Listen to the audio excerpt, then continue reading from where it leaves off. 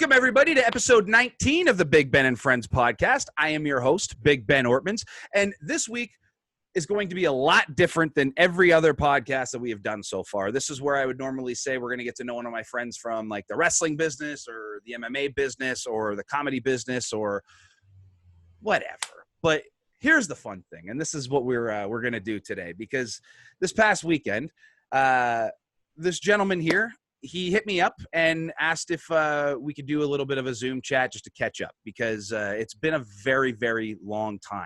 And, you know, as you all are going to find out during this episode, you're going to find out that we go back a long way, me and this gentleman here. So I kind of decided that, hey, if we're going to catch up, let's get some content out of this stuff, because he's done some very, very cool stuff with his life that I've been paying attention to, that I can't wait to ask you all about. And I'm sure that you've probably got a million questions the other way. So I figure, you know what, let's just get a podcast out of this and have some fun. So ladies and gentlemen, I want to introduce you to literally my very first ever childhood best friend. We were neighbors when we grew up together in a trailer park, of all things. He is a black belt in karate. This man is a magician. This guy, ever since we were kids, I've always known him as one of the smartest dudes that I've ever been around. And one of the cool things is that he was always the smart guy, and I was always the doughhead who just wanted to hit people and become a wrestler. And we very much expanded on those things in our lives. And ladies and gentlemen, I'm very honored and privileged to introduce to you one of my oldest friends, Brandon Love. How are you doing, brother? Hey, man, thanks for that warm introduction, and so great to finally connect. As you say, like, it's been years. I don't even know when the last time we ran into each other was, but I was trying to think of this today, and I genuinely think that it's been probably since, like, when I say high school, I mean like grade 9. Like I want to say like early high school, I think, was the last time I've actually even seen or had a face-to-face like discussion. I know that we talked like a few times after that. I know that like I randomly text you at one point in time when I was a little older, when I was in a very, very dark place looking for marijuana, because I was a horrible person. Cut that part out. And I'm like, why am I messaging Brandon asking him if he knows where to get me weed? I was a complete fucking idiot, and that was a real dark. See, I was a real dark time, and I always felt bad for that one. But so let's just I kind of want to just like, what the hell are you up to these days? Yeah, dude, man. As you're introducing, and one of the things I think about you and is like, ever since we were back next door neighbors in the trailer park. You wrestled and knew everything there was to know about wrestling. And then fast forward 30 years later, and here you are wrestling and like making a living out of this thing and chasing your passion, to use a cliche, but I mean, not many people get to live that cliche. And I've always felt a little bit like I'm one of them. And so I think that it's pretty cool that here we are. That's why I'll be honest with you. That's kind of why I wanted to, and thank you for that. But that's kind of why I wanted to, like, when we were going to do this, I'm like, you know what, let's get some content out of this, just because the fun thing about this, guys, is that like, we're probably like literally like 5 or 6 years old at this point. And he always wanted to, for some reason, he got into magic. And he was very good at it when we were that age. And it was just something that he actually always said to me that it was something that he was going to do. It was a path that he was always going to follow. But at the time, you have to remember, like, this is early 90s. So yeah, like probably around like 90, like 1990, because we would have been about 6 years old. It sounds about right.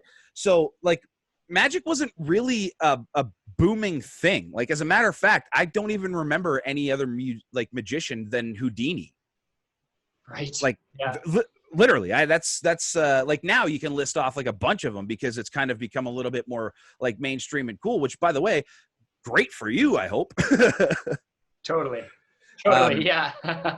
But it's crazy just because I remember you getting like those little like magic kits. Like you would get your mom and dad to buy you like those magic kits. And 100%. here's the best part, guys. In wrestling, we call this kayfabe, but in magic, you just don't reveal the secrets. Like you keep that stuff to yourself. Even when he was a kid, ladies and gentlemen, he kept that from me. He never told me he did anything. He was a hustler back then, and I appreciate that. And you call it kayfabe. That's like the trade secret or the behind the scenes stuff. Is that what you mean? Yeah. It's sort of like in wrestling, like when you hear kayfabe, it's kayfabe is pro wrestling's like version of the word fuck. It just has 1,000 different meanings, you know? Okay. But like essentially what you're trying to tell somebody is just like, yo, like, especially back in like the 80s and like, you know, 70s, 80s, like that time period where you questioned whether wrestling was real. Like you didn't really know whether it was a show or not. Like I hate to use the term real and fake just because my body would very much tell you otherwise. But you didn't really know what it was. Like nowadays it couldn't be more clear cut. Like you can literally go to YouTube and probably like watch how-to videos, for crying out loud. It's very exposed. But back then it was very much a carny thing. You know what I mean? Like the trades stayed within the little circle. It was almost like this weird little mafia thing. So like that was the term for it was kayfabe. Like so much so that like, and it was so surrounded pretty much within that carny lifestyle that like back in the day, pro wrestlers actually used to speak carny. Right. Are you familiar? Are you familiar that that carnies even had their own language? Well, yeah, I was going to say like the world of magic and the world of wrestling actually have a lot of overlap in that regard.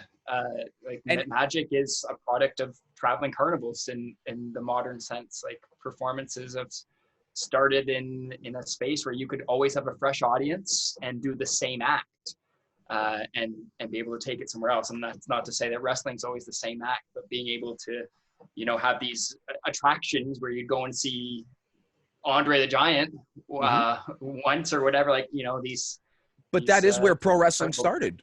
It was in the carnival. Like they used to it's actually hilarious how both of our paths are very, very much carny based. But I mean, again, that's where it started, was there. And yeah, like back in the day, they were able to take that show from town to town to do whatever. But nowadays there's camera phones on everything. And, you know, whatever happens live is an Instagram video, like within 10 seconds, you know? So totally. Like it's funny.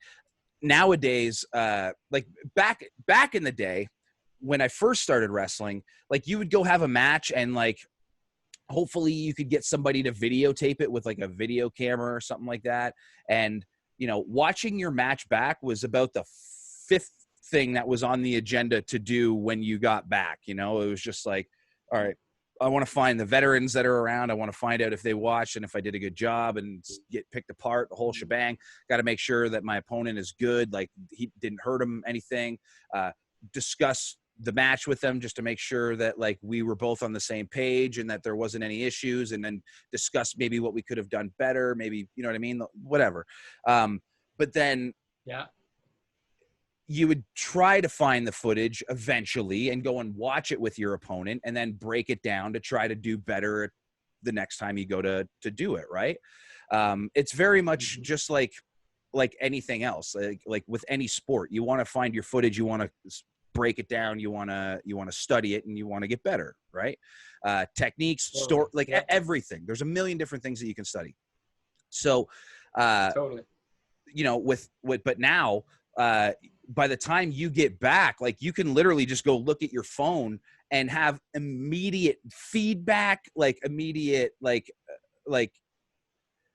guys don't even go to other wrestlers anymore. They just go right to their phones. Like it's very strange. I don't know how that is. I don't know how that is with magic, but I mean, like, because you know what? I want to ask kind of because you were doing the magic stuff like when we were kids, obviously, right? Yep. Where did you eventually find yourself breaking off into like performing and like actually taking it seriously to kind of like start where you've like kind of what you've done with it now?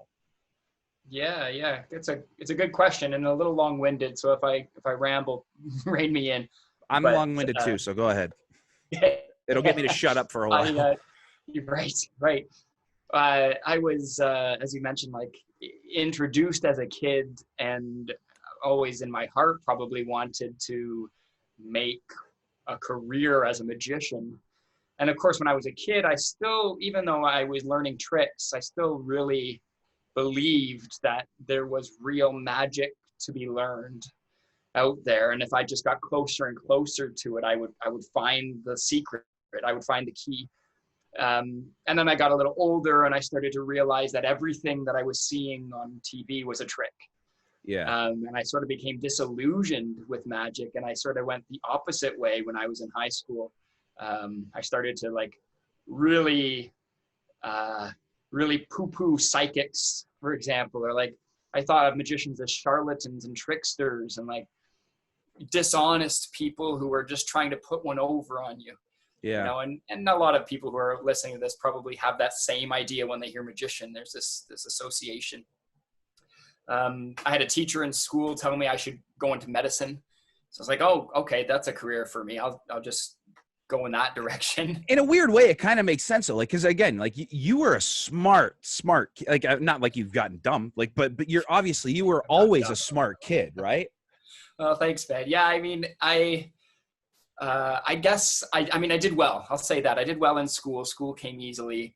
I learned later I had a lot of gaps in my intelligence that school didn't fill, that I think I might have learned from other places. But and when somebody says, here's a career that you'd be good for when you're in high school, you're like, well, that makes a lot of money and they get a lot of respect. And my last name is Love. It is. It's fate. Right? I'll be Dr. Love. Go on now. So I got to just add a quick little side story. I got a wrestler that wrestles for me, and he wrestles under the name Young Love. And it's funny because everybody used to blast him. That like I used to hear people, they're like, who has the last name Love? And I'm like, I know a guy. I know people say, oh, lovely last name. And I wish I could take credit for it, but yes, it's a real last name. And I thought it was going to be perfect for medicine. And then after like 5 years of just doing everything everybody else told me I should do to get into medical school, I was like super empty inside, felt totally drained by it. I hated science in university. I loved it in high school, but something just got beat out of me. And finally, right around the beginning of university, David Blaine was making a resurgence in the magic world. And this is after, maybe you remember The Masked Magician. The shows are now on Netflix, I think. Yeah, I do remember Magic's that. Greatest Secrets Revealed. Yep, that was like an NBC special. I remember that. It was huge. Yeah. And it really crushed the world of magic for a while. And then David Blaine came on the scene a couple years later, and he did something totally different. He wasn't doing stuff on stage. He was doing stuff under your nose and they're turning the camera on to the spectators. Yeah. So now you're like, as somebody watching, you're like, oh, this is real. Those people, that's a real reaction, right? It's not people in an audience that have been set up in advance. So Blaine I started watching his stuff, and I realized I could do some things with a deck of cards for my friends. And it sort of like woke this creative spirit and energy in me that I had been sort of like crushing for the past 5 years. So anyway, I dropped out of school, decided I wasn't going to go to med school. I worked in steel for a little while, but I just kept learning what I could learn about magic. And eventually I thought, magic's really great, not just because it's entertaining, but I've always felt like it had a lesson for people. Like it shows us how we think about the world. Yeah. It really helps us understand the limits of our perceptions and what we're capable of. So I had a friend who was getting into youth motivational speaking. And he was like, dude, you should be a speaker. I was like, maybe this is it. So I married magic with presentations, I should say, and started to talk about the psychology of magic and what it can mean for setting goals and chasing your dreams, but also building relationships and solving problems and creativity. And there's a whole host of things that I think come from practicing magic. And that's, I mean, with jobs here or there, but gratefully I've been able to do this for the past, I guess, 7 years now, full time. So, I mean, COVID has changed things a bit. Maybe I'll be back and trying to get into med school soon or something. but for now, it's been a really great ride. So that's badass. So like David Blaine was kind of like the guy who got you right back into it. And the one thing that I noticed that you said is that it kind of like re-sparked, like that creative thing that you felt that you were crushing. And in a weird way, I kind of went through something very similar, like where, because I was wrestling for a while, and I found that like around like the 2009, like I started training like in 2001. Oddly enough, my first day of training was September 11th, 2001. No kidding. Yeah, so it was a bit of a strange day. Yeah. Okay. One that it's an easy date to remember.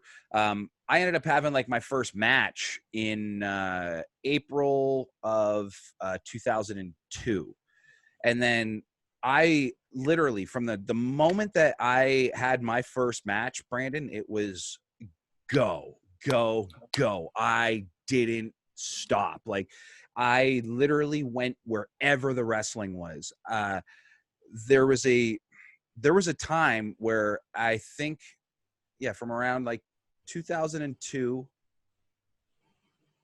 till around to about 2010. Yeah, there was about an 8-year gap where I literally stopped counting how many places I lived in because I was over 100. Wow. I'm not expecting 100. That's huge. But it was a mix of a lot of things. It was being young. Like I was literally, I was on my own when I was 16. Had a bit of a falling out with the old man during that time, and who I was living with.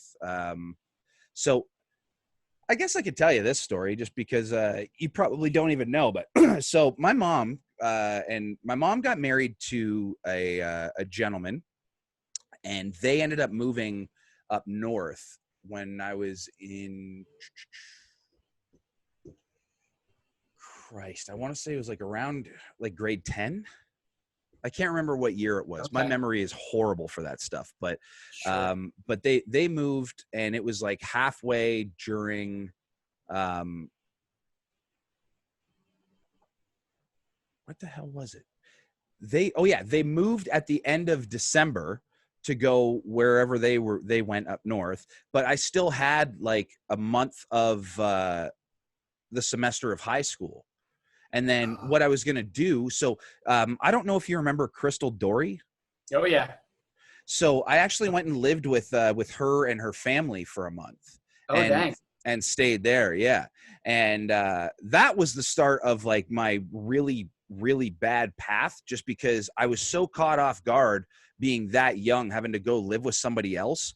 And I could sense the tension there, and I didn't know how to deal with it. So like, I like hid, and I was just doing all of the wrong things. And I'm like, and it just it was a bad start to life to try to grow up. So, yeah. So long story short, I was supposed to go and do that small amount of time there. And then I was supposed to go and live with my aunt in London. And I was literally, I believe it was either a day or two away from going to move there. Now, keep in mind, Mr. Dory, we had literally packed his van up, and we moved all of my stuff up to London. And my aunt decided that she was going to call me a day or two before, whatever it was, and tell me that I'm no longer welcome. I'm 16. Like I think Dude. I was 16. So I don't know what the fuck to do. So I call my dad, and I'm like sitting at Crystal's like dining room table. And I'm like, I call my dad because I don't know who else to call. And I'm like, Dad, I don't know what to do. And he's just like, just come stay with me. And I was just, I could tell that like it was definitely, he didn't want to, but he just like, and I don't mean that to disrespect my dad. It's just that like my dad is just a very different breed of dude. Sure. You know, I think that like when him and my mom divorced, like I was very, very young. So it's not to say that I think that he just got used to not having me around, but I'm just sure that that's probably what it was. Like the system that we had was working for him, and he just didn't really want to change it, but then realized, shit, I got to change it. And, you know, that's also another body in the house that with his girlfriend and the dog, it's just I get it now as an adult. So went and lived with my dad for a little bit, and then like me and him had a bad falling out for some reason. Like I'll tell you, like it's just that's not a podcast story, but let's just say he kicked me out. You know, it was bad on both of our ends, which is why I don't want to disrespect my father and say anything ill about him. So so long story short, I'm homeless, and like I'm like sleeping. I literally for like a while was sleeping on the corner of Barton and Kenilworth in Hamilton, because that's where that's where my wrestling gym was at the time, was at the Regency Boxing Center. And so like I would literally go there and like have my back up against the wall, because that's, anybody who doesn't know Barton and Kenilworth, that is the worst of the worst spot, especially in Hamilton. It's just not, it's not where you want to be sleeping. No, definitely not. So I would sleep with like my back to the wall, because like I didn't have the heart to ask my trainer for a key to the gym just to sneak in and sleep in there. So I was like sleeping there, and I remember I would sleep in like 10-minute increments and then like wake up because I was just fearful that someone was going to like steal all my stuff or like whatever. It was just like, it was a weird start to life, you know? Wow. I had no idea. Yeah. So like that was pretty much around that time. Like I'd say probably like a few years after that. That's why like I started like smoking a lot of pot around that time, just because like I needed something, and like it was bad, but it was like but again, I was a really stupid kid just trying to find whatever I could to, because I this is kind of a weird, heavy story to put on you, but like I literally, I had to navigate life like by myself. Like it was it was a very, very difficult upbringing, but like it's hard to, but I also hate saying that, because like everybody has a very difficult upbringing.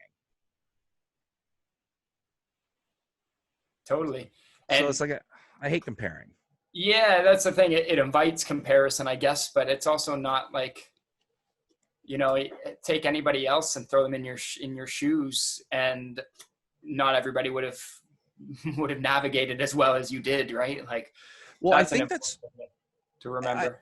And I appreciate that. I think this is where pro wrestling probably, you know, I guess looking back at it, like sort of in a weird way saved my life, just because it certainly freed me up to go wherever, because I had nothing. Like I wasn't tied down to anything. I couldn't go to school because I didn't have an address. Right. You know, so for anybody watching this, guess what? I don't have a high school diploma. That's it just, and that's certainly not by choice. It's just that when you are that age and you have the option, it's like, okay, either try to find somewhere to go to school, but if I want to do that, where do I live? How do I eat? I got to have a job, but it didn't add up. So, and when you're that young and you don't have the papers, you get to work triple as hard to make what the average person barely skims by making. So it was like the worst of every situation, you know what I mean? But but the thing is eventually, like in a weird way, it's certainly a built character. I've you could No say doubt. No doubt. you can definitely say that.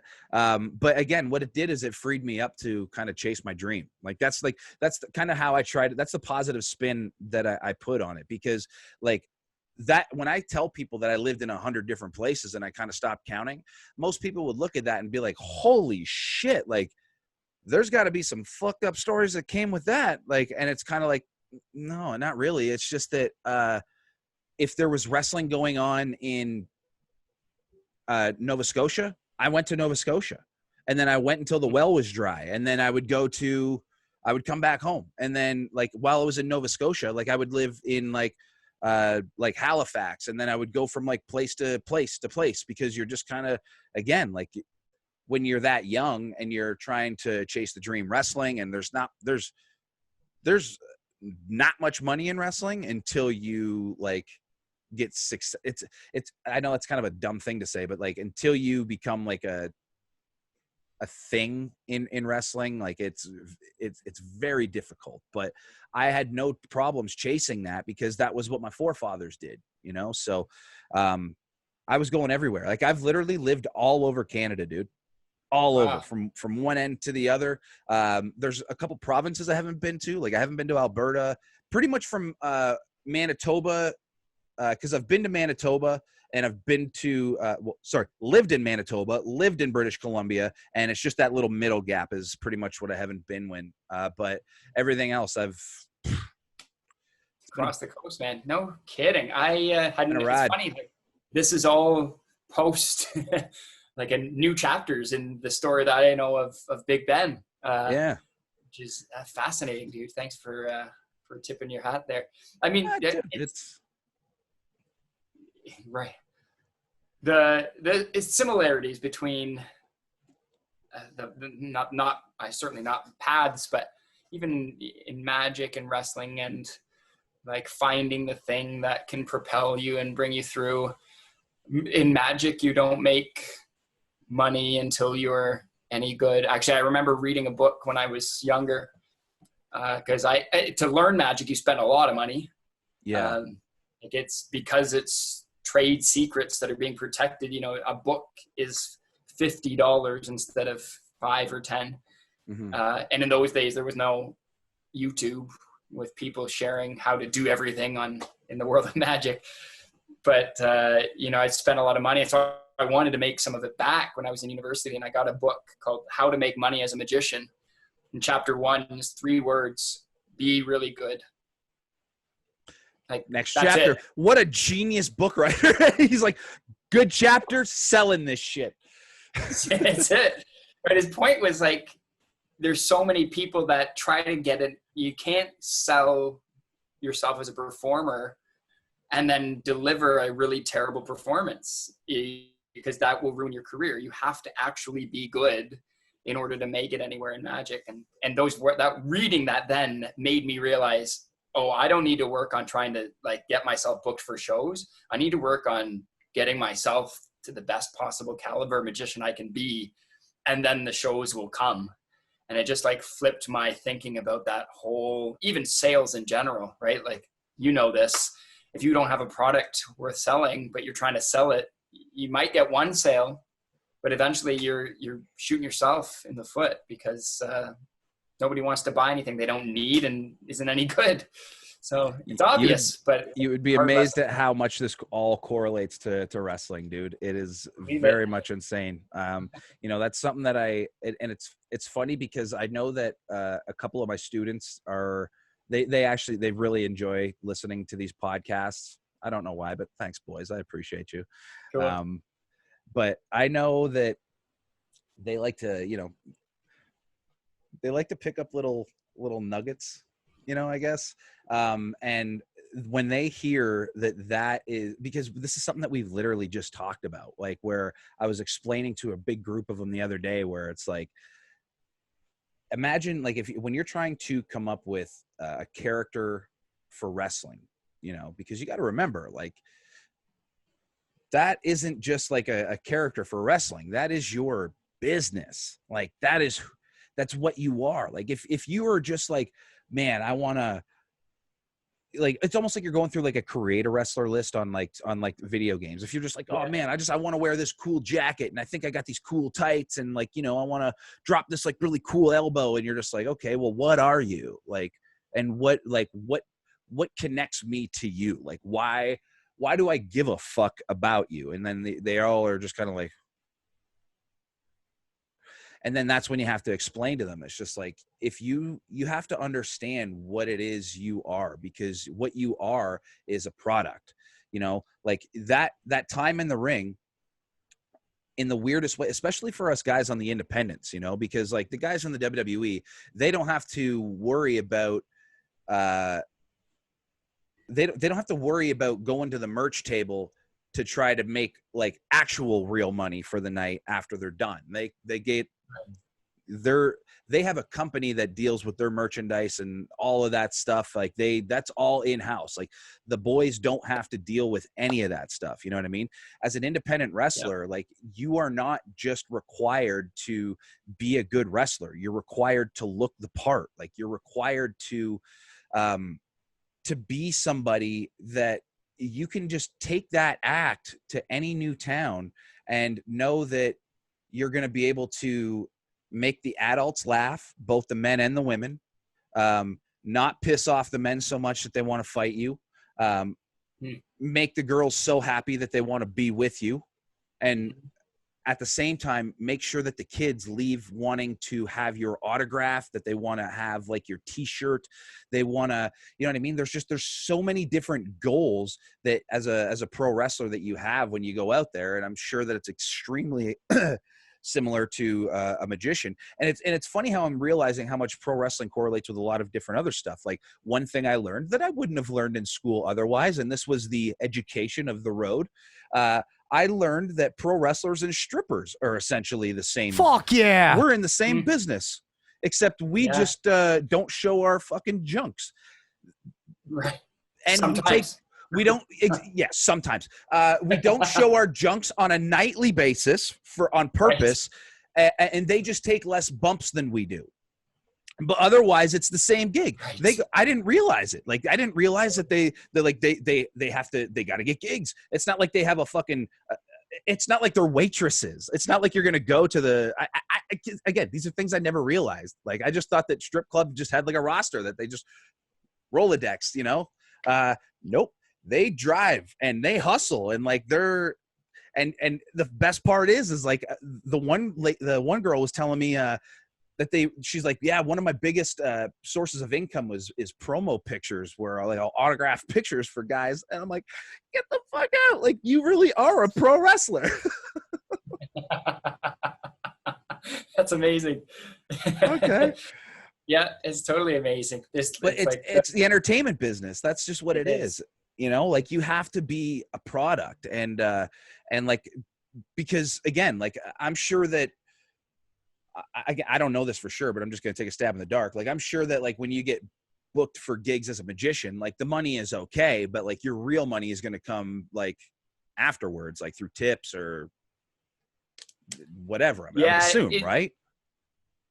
I don't have any merch myself. Maybe it's true. I never had anything to sell afterwards.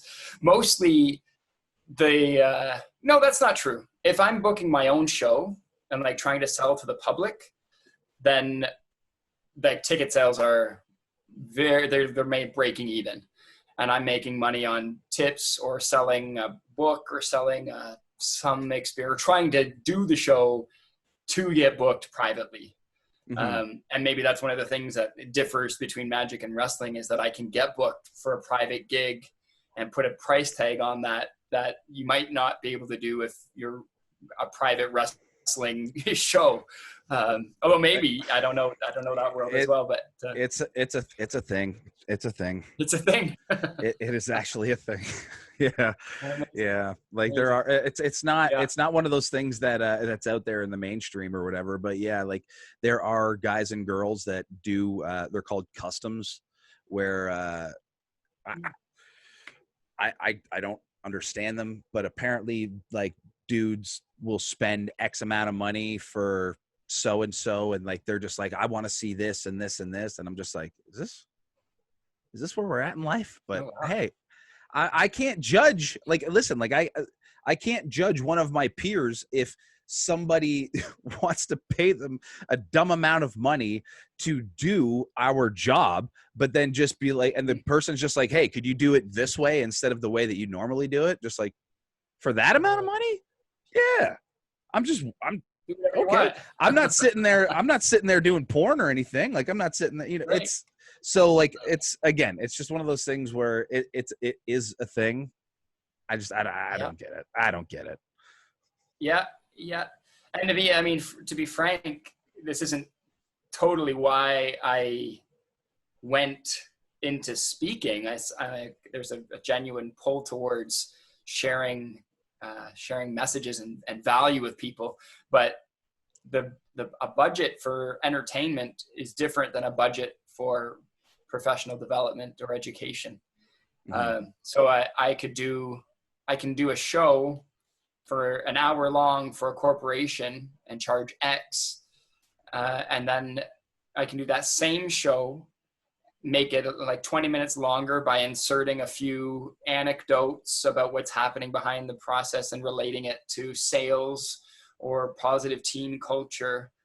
And that's worth 5X to that company, right? Because now they're getting so, and I think that's a lot of magicians recognize that it's not, and you said it earlier, like you got your guys that are out, they pick a cool outfit and they're like, oh, this is my character.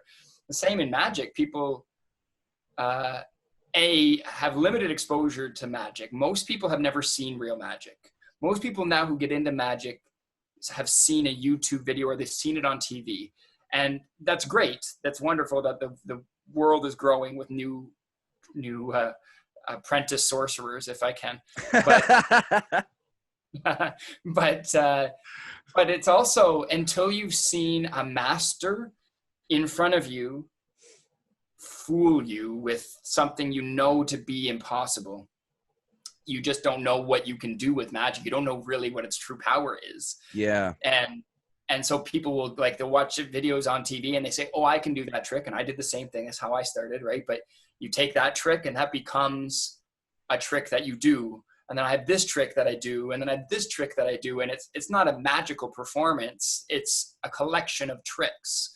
And there's a difference, I was about to ask, is your style of performing, because a lot of magicians that I've noticed, at least when you watch the shows anyway, they're almost like, I kind of like the ones that I don't like are like the really artsy fartsy ones where it's just like everything's just like it's almost like they're trying to be Cirque du Soleil, and it's just like, I get it. Like I and I can appreciate the artistic aspect of it. I just don't get it. But I like I kind of like the Penn and Teller style where it's just like, it's like stand-up comedy, but mixed with magic. You know what I mean? Like, I've always been like a fan of like that kind of style. So I don't know, how do you find yourself? Like, what kind of shows do you like? Where do you kind of throw yourself in there? Yeah, totally. I was a product of the school of David Blaine, Right. which is like many magicians these days. He rejuvenated for a lot of people my age, the art. So what do I mean by that? I would like very little presentation, lots of mystery, but not necessarily intentional mystery, just like not speaking and making a face like I was really serious and stern. Now I like magic that has a story. I like things that can communicate a little bit more. So I've never done stage magic. I've done like close up. Even if I do stage magic, it's stuff that's, I don't have big boxes and I'm not putting somebody in it. And I don't have a tiger and I'm not flailing a silk around, and there's no music and smoke or mirrors, anything like that. More of a street magician type thing. Yeah. I love card tricks. I love what I love about card tricks, this is, maybe you might have heard this before, but you have 52 cards in a deck. And when you shuffle a deck of cards, it's actually statistically likely that the deck of cards ends up in a completely original order. So what I mean is every time you shuffle a deck of cards, it's more than 50% likely that the order the cards are now in has never existed in a deck of cards since the beginning of decks of cards. That's how many possible orientations there are for a deck of cards. Okay. God damn it. Doesn't that just melt your brain? Like that level of possibility, and yet you can hold it in your hand. That is kind of nuts. Yeah. Right. And there's more books written about card tricks than there are about any other art form, with the exception of cooking, probably, like cookbooks. Yeah. But it would be pretty close. And there are literally hundreds of thousands of card tricks, moves, and maneuvers, of which I know a fraction, a very slight fraction, and it's still growing. Like, what a symbol of what can be done with the human imagination, you know? So that's why I like card tricks a lot, because it pulls me into this world of possibilities. And like, hey, you want to see something? I can show you something. Please do. Yeah, that's awesome. Kind of cool here. This is a trick. This isn't a card trick. I hope this is going to work. I haven't done this on a camera before. This is a key, an old like bathroom key. Can you see that okay? Yeah, I can. Yeah. An old thing, and it's on a piece of wood. So if you dropped it down the toilet, right, it would float. A floater. I like this key for a couple of reasons. One, I keep it because it reminds me that some things are worth protecting. Right? Some things, and in the world of magic, people get mad at me for keeping secrets sometimes. But I like to think that I keep secrets not just from you, but for you. Right. Because without the secret, it's not very good for anybody. So some things are worth protecting. The second thing I like is that it reminds me that there are things that we want that we can't have. Right? Keys are things that separate certain special privileged individuals from others. And if you want to find a way to achieve whatever it is you're looking for, you've got to find another way around somehow. So the key sort of reminds me that there are things I may not be able to have access to in the front door, but I have to find my own path. And then the other thing I like about this key, and I think this applies to everybody, excuse the metaphors, but you know, lots of us look for the key to our happiness, and we look on the outside of ourselves. In fact, all of us has the key already within us, I believe. You can see it. Jesus. You just moved the damn hole. That's amazing. Hole moves. That's badass, dude. Actually, you can make it pass all the way through.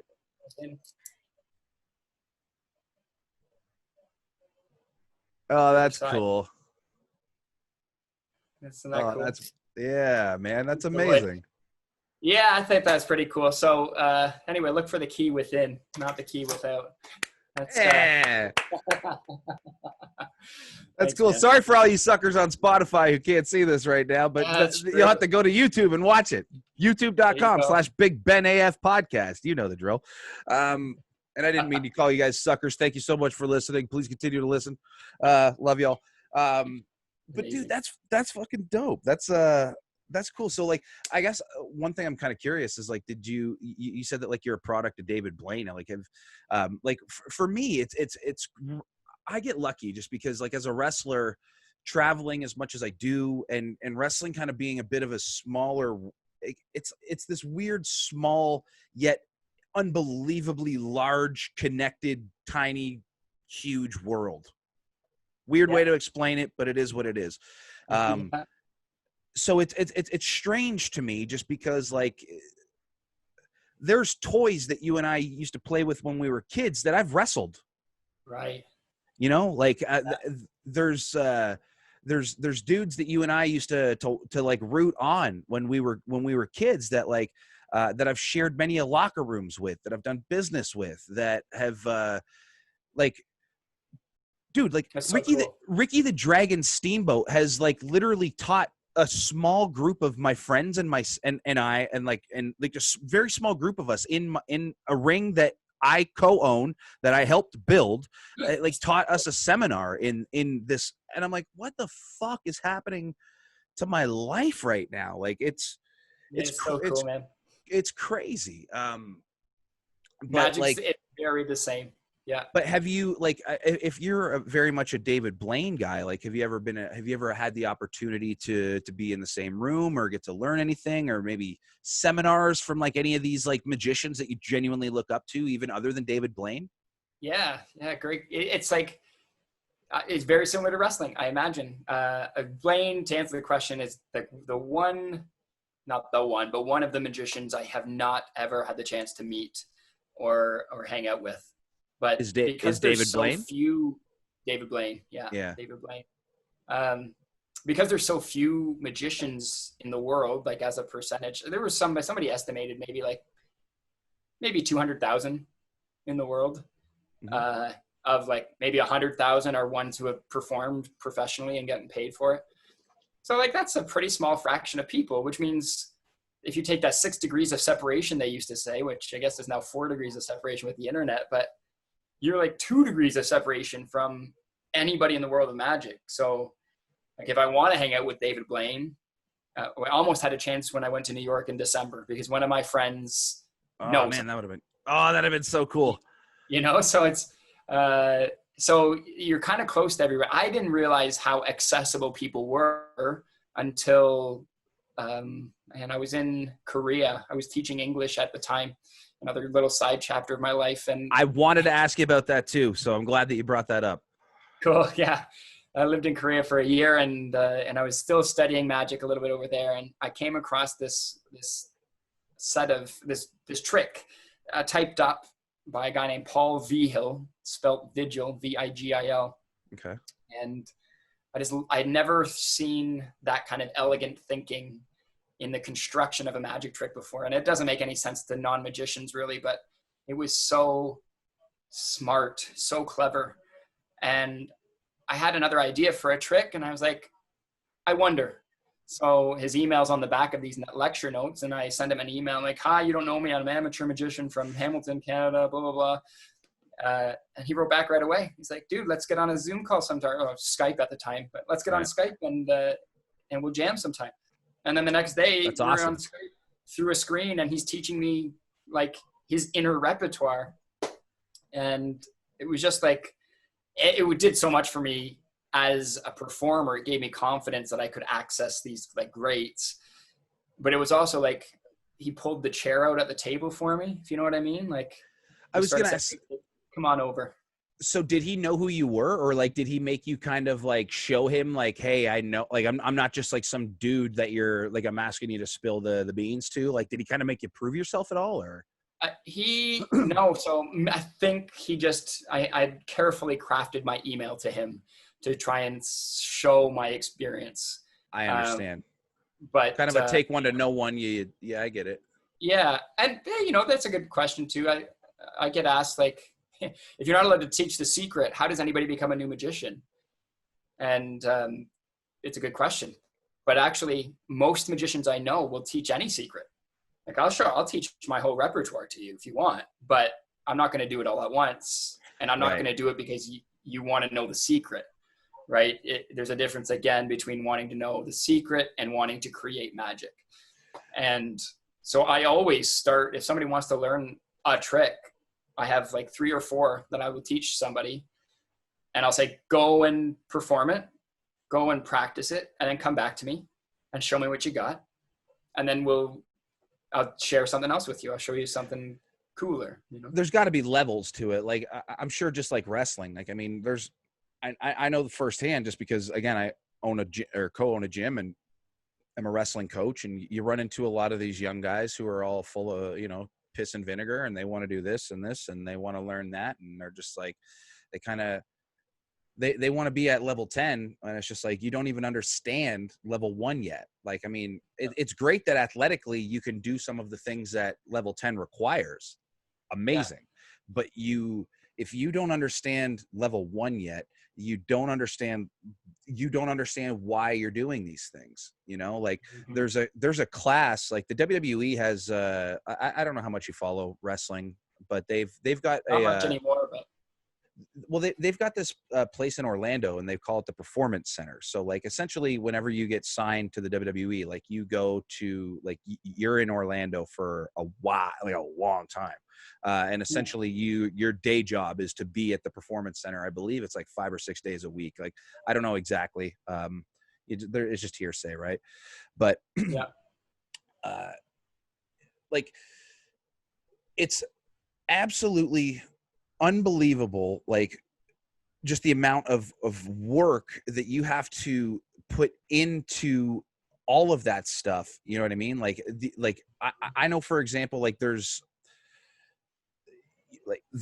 guys that are literally there for like fucking 12 hours, 16 hours a day kind of a thing. You know what I mean? Where it's just like you're in there, you're learning, like you're training, like you're doing all of these different things to kind of get yourself ready for that like next level, like for basically whenever the WWE decides to, you know, bring you up to their main roster, right?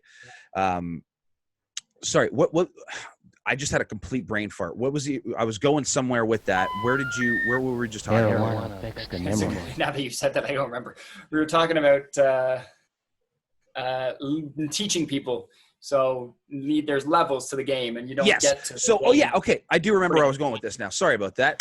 Yeah, no good. So at the Performance Center, they've obviously got different styles of classes there, right? Like they've got like your beginners, like for everybody that's coming in, just because to them, you know, you might know pro wrestling, but like you're not learning pro wrestling, like you're learning the WWE system, right? So like you start off like in their beginners classes, and then they've got all these different types of classes. But from what I understand, Shawn Michaels has his very own class, and it is invite only. And it is one of those things where the only reason why it's invite only is because he feels and believes that if you don't understand, like you have to understand level 10 and know all the levels before you can go to level HBK class. Because if you don't understand, if you're only at 8, you're not going to understand what level HBK class is even doing. You know, and like again, from what I understand, it's very much the people in the class. It's just like you do not ever. It's Fight Club, essentially. Just like you don't tell nobody what happens in Fight Club. You know, like that's that class is for you, right? So, I got to assume that's similar to the trade that you're in, right? So, yeah. There's I had a chance to go and study with Paul. So the guy that we Skyped, and it turned out he was going to offer this training. And he's like, we're going to host people in Vegas, small number, you know, it's going to cost you. Sure. but if you want, there's a spot for you. And I was like, I'm in. And this was actually the first time I talked about like that experience of real magic before. Yeah. That first time I went to Vegas is when I experienced real magic. Again, like since I was a kid, and could just see how powerful it was. So anyway, we're here. I'm studying with Paul, and one of Paul's teachers and best friends is a guy named Johnny Thompson. And Johnny Thompson is, in his heyday, he and his wife were super famous for their 7-minute act. He's a sort of the last living legend of magic. He just passed away 2 years ago. But he knew everything. He was the encyclopedia. And we were going to meet him for dinner as like this treat. And I'm like, you know, a kid on Christmas Eve waiting for this guy to show up. And he came around the corner, and we were sitting at, I don't know, PF Chang's or something, and he just starts showing me card tricks with my deck of cards that I've never even imagined before. I've never seen them. I've never heard of them, like super secret stuff. And I realize that for all of the published magic and all the stuff you can buy and all the things you can do, there are mountains of secrets that have only ever been passed on orally. They've only ever been, you know, is shared in a story or in a trick or exchanged for something like super valuable. And that's like it's so fucking cool to me that still has been like, there's this mountain of knowledge out there that people are careful about distributing.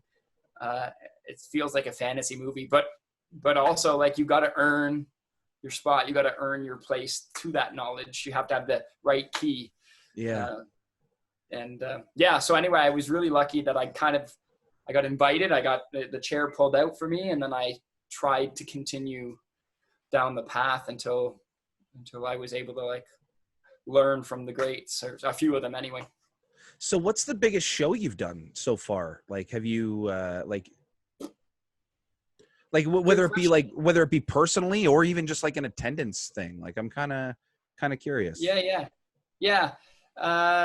The biggest audience I've been in front of, oh, that's tricky. Not many big ones.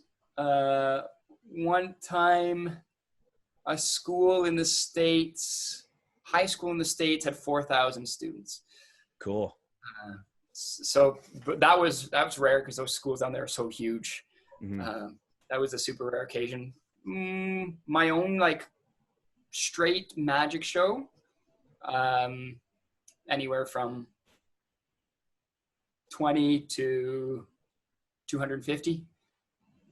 Hey, that's not bad, man. Like, I mean, like, because the thing is that's kind of what independent wrestling is, to be honest with you. Like, I mean, the shows that I host out of my gym, like I've got two different types of shows that I host. Like there's like these bigger ones that, where I bring in like some of the most talented performers in the country, as far as I'm concerned, and some of the most talented performers in the world. And then there's my showcase series shows that I do, which are very much for the like the up and coming students of our gym, and for the young talent that's in the area that's looking for reps and looking for some experience and some knowledge that maybe they wouldn't get in too many other places, strictly just because I'm one of the very few, actually like I might be one of the only people that, especially in Ontario, that, I've been a wrestler for a really long time, but I've also worked completely on the other side of the camera and have produced, live pay-per-views, live, like I've produced weeks of television for Impact Wrestling. There's a certain knowledge and aspect I have, and there's a lot of things that I'm able to teach that a lot of people can't, just because they don't have that particular skill set, and that I'm very, very, very lucky to have. So super cool. We like shows like that. We only get like 25, sometimes 30 people. And that's completely okay. That's kind of what it's designed for. Like you want, especially, how it is, especially when you're first starting. Like, I mean, you would think that people would want you to want to perform in front of these large audiences when you first start, but we all know damn well that when you first start, you suck. Like you want to be in front of those smaller audiences and get your reps so you can suck in front of less people. So then that way, when you start to get better, then you can kind of, the only stress you really have to deal with at that point is just like the additional people and like making sure that like your game stays the same and it doesn't change. And I think that once you kind of get better at, I'm sure same with magic, but like once you get good at wrestling and, in front of a couple small people, like you start to realize that it doesn't matter how many people are there. It's the same fucking thing. What you do doesn't change. That's exactly right, man. That's exactly right. And then I'm laughing to myself because I remember my first show, like my first public performance, because I would go to the bars in university with my card tricks. Yeah. And like I got an audience at one point, maybe I had an audience of 15 or 20 people because it was getting some hype, right? Yeah. I was feeling myself. I was in a groove. But it's not like they were paying to be there, first of all. So it's all bonus material for them. Plus they've been drinking and they're like a night at the bar. Yeah. So I'm like, I'm ready. I'm going to do this. I'm going to do a show. And I booked a theater in Hamilton, the Staircase Theater. It was a talent show. They were going to pay the acts. And I like wrote this script. I wrote the show. I spent hours writing and rewriting this thing. And I got to the venue confident until I opened the door, and 60 faces, strangers, all look at me like, all at once, right?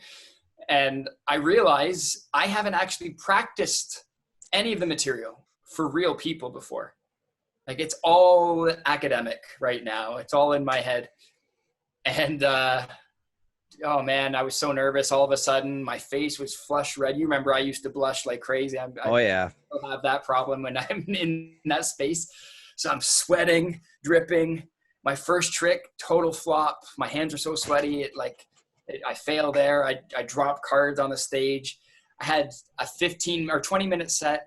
I finished after like 15 minutes. It was all I could handle. I bowed as fast as I could, and I'm like, I'm out. I'm done. I quit. This isn't for me.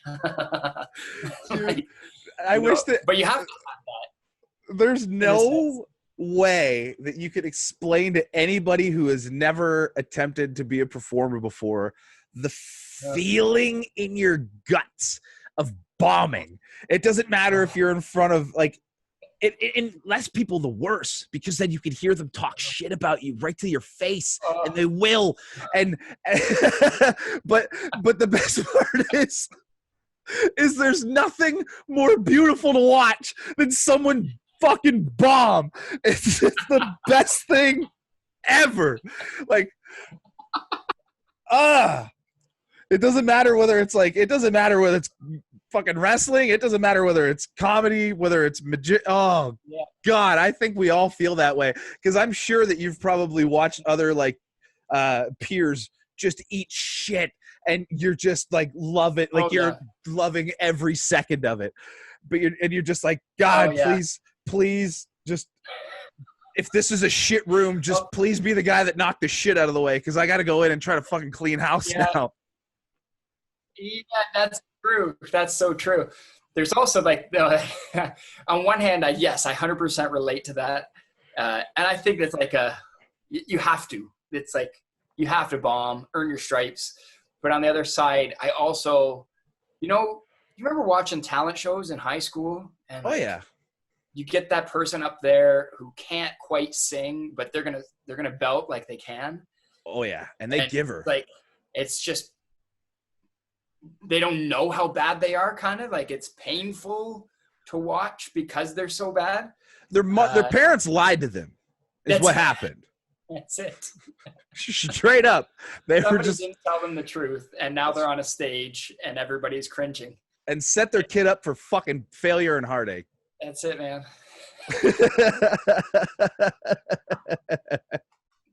Oh, it's gold.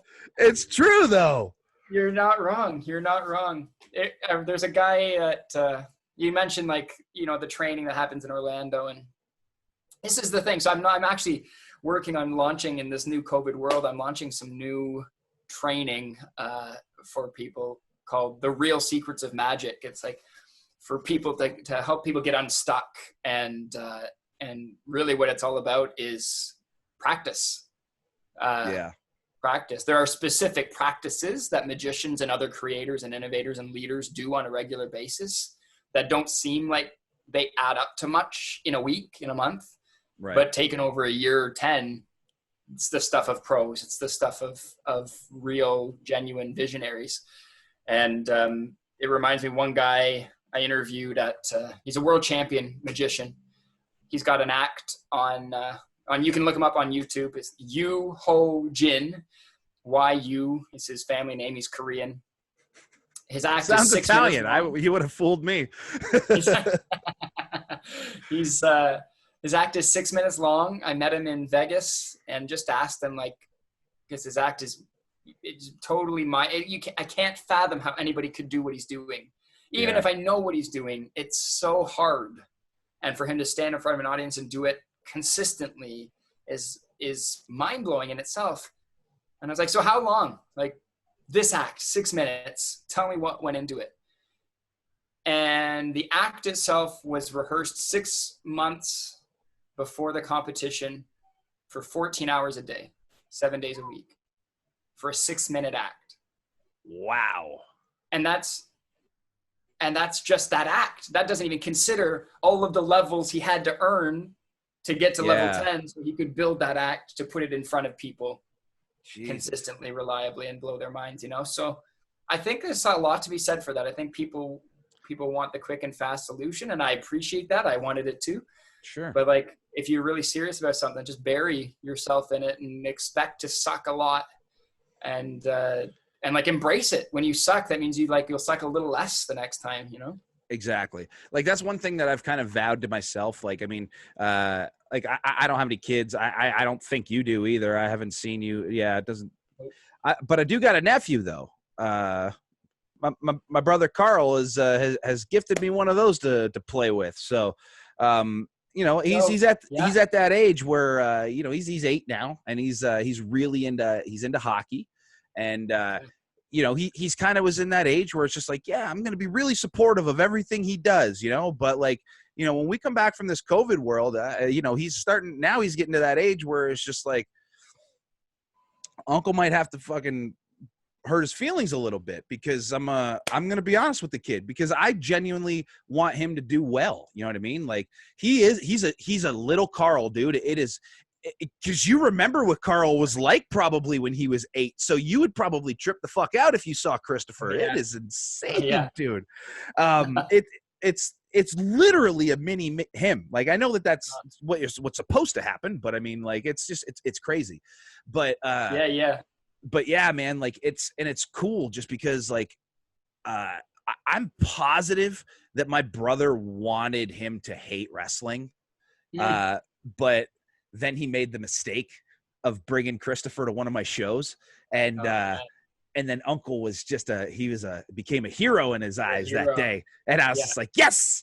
And then I got him, and like it's cool because, like, sometimes, like, my brother used to send me like text like the odd time. Like, he doesn't so much anymore, because I'm sure that he probably just doesn't need to tell me as much anymore. I think I just know. But like, he would just text me and he'd be like, hey dude, he's like, I'm just literally watching Christopher like grab his iPad and like look matches of yours up on YouTube, and he's literally just sits there and cool. and watches his Uncle Ben wrestle, and I'm like, that is the coolest shit in the world. And like, in a weird way, that really kind of set me like I've been maturing a lot, obviously, like especially over like the last, like, you know, 5-6 years. Like, I mean, in a weird way, like, I really, really credit, you know, I've got like 2 best friends.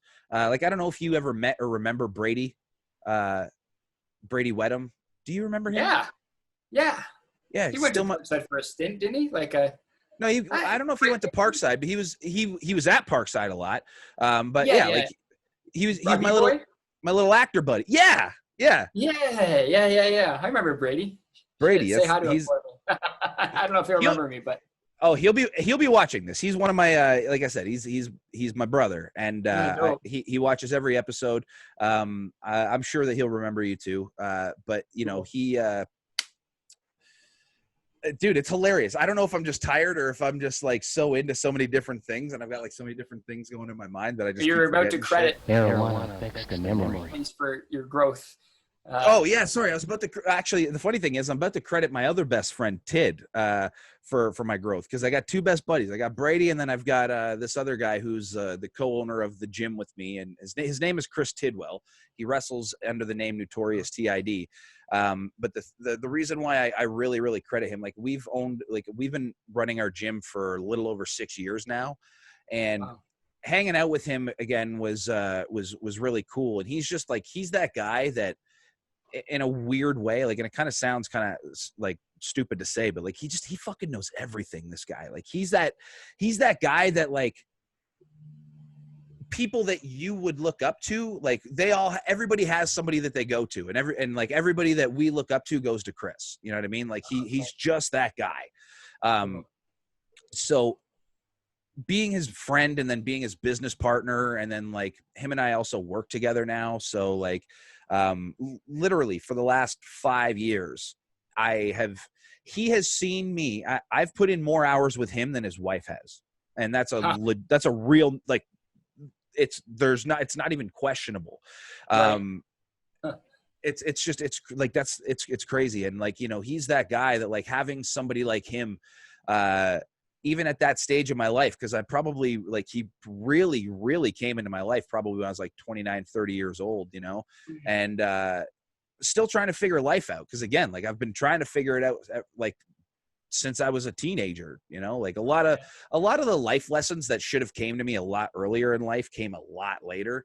Even though I thought I knew them, like, you know, it's just that whole, like, they didn't really like sink in, I guess. But like, he's the reason why I understand and have matured so much. And like, it's so important to have people like that around, like, even in a role where like I'm a coach, I'm a promoter, and like I'm a leader to a lot of different people. Like, we all got to have that guy that kind of watches over us, and it's just really badass that like I got two guys that kind of have that for me, you know, because like Brady's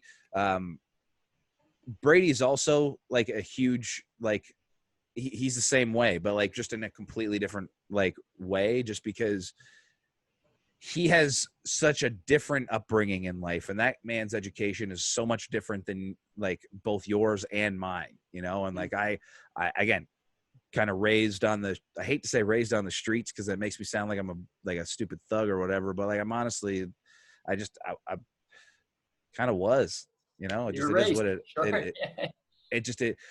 I either like to say I was raised on the street or I was raised by a pack of wolves, just because the reality is that's probably just as fucking correct. You know what I mean?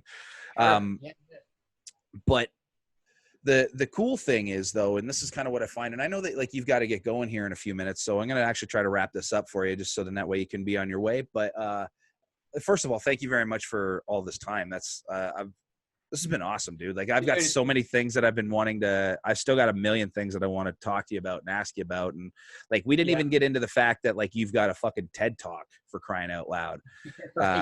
And trust me, the next like 5 minutes isn't going to be enough time to talk about that. So like, you know, this is definitely, if anything, it kind of opens up an excuse to do this all over again. And if anything, even if it's not another episode, it gives us an excuse to have to try to get together for a coffee finally after all these years, and try to get some face-to-face time, you know. But one thing I just wanted to say, dude, is even though we haven't really caught up as much as I've wanted to get caught up, I'm just so fucking proud of you, man. Like you've really you've essentially taken the path that I knew you were going to take anyway, but like you're a role model, and you're a good man, and you do a lot of good for a lot of people. And just like, again, like that stuff where you went to Korea, like all these other things like that I see you do that maybe we don't get a chance to talk about, but I keep tabs, you know. I've always been watching what you've been doing, and you know, I've always been because you're my buddy, you know, and you're always have been, you always will be, no matter how many years it's been. But I'm just fucking proud of you, man. Like you've done everything that you said that you were ever going to do. And I respect that a lot. Wow. Thanks very much, man. I appreciate that. It's like, I always looked up to you since we were kids. So, and to see what you've done and created, like, you know, we have these parallel lives, and thank God for social media, right? You know, I get a chance to peep in on the world of crossbody pro wrestling and Big Ben, and keep my tabs as well. We definitely have to chat again sometime. That would be, man. That would be fun. Do you want to try one little thing before we go? You want to do one more? I was just about to ask you if you could. Yes, please do. We're going to finish this off. So Spotify listeners, you got to tune into the YouTube episode. So you're about to drop some magic on y'all. This is a little more, again, Zoom creates a different world for trying to perform. And so got to work with what you got, baby. Yeah, we got to work with what we got. I'm going to give you, I put it somewhere over here. Oh, there it is. Sorry. I'm going to give you this here. Hang on to for me for a second. Oh, you can't see it, can you? Good. I can't. You're not supposed to be able. That's what that is. That's an invisible deck of cards. If you buy Son of a bitch, it's doing a really good job because I can't see it. Yeah. No, yeah, that's great. It's very rare. You want to see it here? It's actually not just is it invisible. It can actually teleport through the computer screens. I know, this is amazing. Watch, reach up to your camera. Go ahead, reach right up to your camera. If it hits me in the face, I'm going to cry, bro. Good, take it. Look at that. You got it right. Look at that, right through the screen. You got that invisible deck of cards. I got it. Cool? Yeah, yeah. It's just everybody out there, everybody who's on YouTube watching is going, oh my God, Ben's a sucker right now. I'm not trying to make you look like a sucker, Ben. I'm just going with it. This is legit. You get it. You get it. Do me a favor. Shuffle those cards for me. Give them a shuffle. Give them a mix. Do I got to open them and shit too? Yeah, take them out of the box. Take them out of the box. Yeah, absolutely you do. All right. Take them out of the box. There you go. That's yes. Oh, you're definitely in the business of performing. Mix them up as much you want. And here's the goal. What you're going to do, whenever you're ready. Oh, dang, son. You didn't tell me you were a level 9. Bro, there's a lot you don't know about me. We got a lot to talk about. We got to catch up. Okay, so you got the cards there. Do me a favor. I want you to go through the deck. Let's do face down, face down. Have a look at the cards face down. Take one of those cards. Pull it out, like maybe the Ace of Spades, Queen of Hearts, something like that. Doesn't have to be one of those. Could be. I got it. You got it? I do. Good. I want you to take that card and turn it upside down. Upside down. So it's the only card face down now. And those cards are face down. Turn it face up. Sorry. So it's the only card face up. Okay. So it's the only card facing the other direction. Let's say that. I got Put it back in the box. Okay. Well, I threw the box. Hang on. Yeah. Oh, yeah. That's somewhere around there. That's what I do. It's the best part of Magic. It's the best part. All right. Got him. Good. Actually, let's try it through the screen again. Would you mind bringing that back up to me? Through the camera. Yep. Thank you. Perfect. Son of a bitch. God damn it. We'll take those. Oh, you can see them now. I can. Yeah. You threw amazing. Fucking love juice on. No, that's not what I meant to say. Okay, so people at home don't believe this is the same deck that you were just manipulating right now. I know. Well, fuck them. It's magic. You put a card in. You put a card in this deck and reversed it. I did. I remember which one it was too. I could try to take a guess, but I don't. I know that's a different trick. What was the card that you chose? Ooh, is this? Do I got to tell you? Yeah, please. Ooh, it was the Jack of Diamonds. For real? Yeah. You're joking. You're about to fuck on me right now. I'm not even going to take this. I'm not even going to take this out of view of the camera because I want you to see this. Fair enough. Inside the deck, there's one card and only one card. Can you see that clear through there? Oh, I can. One card and only one card that I reversed. Actually, I didn't reverse it because you did it. What was the card you said? It was a Jack of Diamonds, good sir. I'm not going to even leave it from the frame. Boom! Fuck yeah! Dude, that's fucking sweet. Thanks, man. It's been so much fun hanging out, playing with you today. Oh, God, that was awesome, bro. All right, fuck, now I got to wrap this up like I actually normally would a podcast. So, ladies and gentlemen, you can find the Big Ben and Friend podcast, obviously on the Twitter and our Instagram at Big Ben AF podcast, as well as on Facebook under Big Ben and Friends podcast. You can find us on YouTube at youtube.com/Big Ben AF podcast, as we've mentioned before. And if you're listening on Spotify and you're not watching this on YouTube, you're really missing out on some awesome shit. So you really need to go and watch this episode along with a lot of the previous episodes that we've been doing because we've been doing quite a bit of them lately, and they're getting a lot better. I'm really enjoying the way that the flow is going on them lately. I find that everything is just moving along a lot smoother. So go and check out those episodes. And if you can, while you're there, hit that subscribe button, hit the like button, leave a comment. It all actually genuinely helps me out. And it helps the algorithms on YouTube. So then that way it'll help random people find out who I am. You can find me personally on all my social medias at Big Ben is Angry. You can find Crossbody Pro Wrestling and Crossbody Pro Wrestling Academy social media in all in one place, nice and simple, at CBPW Academy. You can subscribe to the YouTube page for Crossbody Pro Wrestling at youtube.com/Crossbody Pro Wrestling Academy, where you can go and find all of our showcase series shows, as well as the first 2.5 years of basically all of our main shows. We've got some incredible matches on there. You can find us on independentwrestling.tv.